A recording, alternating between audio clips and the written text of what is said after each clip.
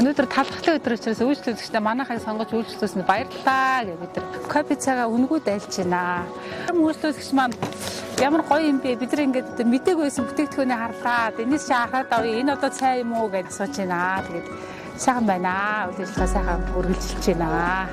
Өнөөдөр цаг авах гээд асуугаа. Тэгээд талхлын өдөр гээд ууж юм уу гээд тэгээд ерөнхийдөө очиж үзье тэгээд ирсэн. Тэгээд ямар ч бүртгэл авахгүй хамгийн анх вакцины хэлгээд туулга ууж байгаа юм. Өмнө нь яг өөр мууртайгаа энэ имлэгдэр бол ирчихсэн. Ерөнхийдөө үйлчлэгээ сайтай, харилцаа сайтай, айгүй гоё санагддаг учраас айгүй талархдаг. Маг дэлгэр бат гэдэг. Манай ээж малын имлэгт ажилладаг. Талхлын өдөр байхаар нь ирээд манай ээж юмнуудаа игээл би хажууд нь нэмэр тусалаад тэгэл байж байна. Би нохой мууртай. Гадаа нэг нохой тэгээд дотроо нэг гэр мууртай. Нохой муур тэгдэг хүнд муура ингээд заман цохиж зоддог. Тэгээд тэрийг билрээ тэр муухай шүү.